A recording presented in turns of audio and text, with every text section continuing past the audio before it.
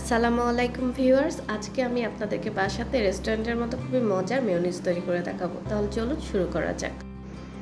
Mayonnaise তৈরি করার জন্য আমাদের লাগবে প্রায় 1 কাপ মতো সয়াবিন তেল এবং একটা ডিম,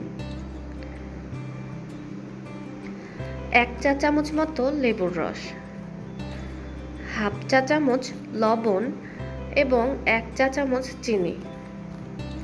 এইগুলাকে আমরা ব্লেন্ড করে নেব। সেই জন্য সবগুলো উপকরণ একে একে ব্লেন্ডারের মধ্যে অ্যাড করব।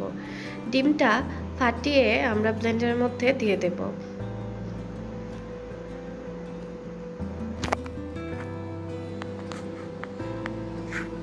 এরপর লবণ চিনি দুটাই দিয়ে দিব। সবগুলো মুছে মুছে ভালো করে ঢেলে দেব। লেবুর রসটাও দিয়ে দেব।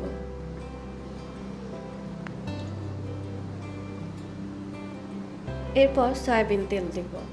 পুরোটাই দেওয়া যাবে না, অল্প অল্প করে দিয়ে এটাকে ব্লেন্ড করতে হবে। সবগুলো উপকরণ অ্যাড করার পর এটাকে প্রায় 40 সেকেন্ড মতো আমরা ব্লেন্ড করে নেব। তারপর এটা ঢাকনিটা খুলে একটু দেখে নেব এবং দ্বিতীয় দফায় সয়াবিন তেলটা অ্যাড করব। কয়েকবারে সয়াবিন তেলটা দিয়ে এটা আমাদের ব্লেন্ড করতে হবে। এর মধ্যে আমি একটা কোয়া রসুনও দিয়ে দেব। রসুনের ফলে খুব সুন্দর একটা ফ্লেভার আসবে। এখন আবার ব্লেন্ড করে নেব। ব্লেন্ড হলে এটাকে আরেকবার একটু দেখে নিয়ে তার মধ্যে আবার আমরা সয়াবিন তেল দিয়ে দেব। সয়াবিন তেল একবারে দিয়ে ব্লেন্ড করা যাবে না, এটাকে কয়েকবার দিয়ে দিয়ে ব্লেন্ড করে তারপরে মেয়োনিজটা সুন্দরভাবে হয়ে উঠবে।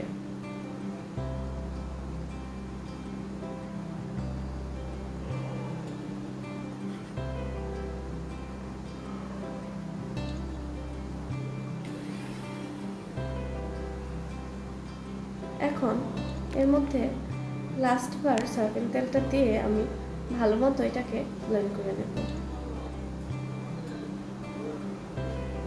আমার মেয়োনিজটা হয়ে গেছে।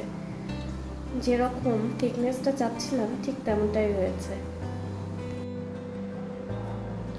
আমার মেয়োনিজটা একেবারে রেডি। এটা দেখতে যেমন খুব সুন্দর হয়েছে, খেতেও খুবই মজার।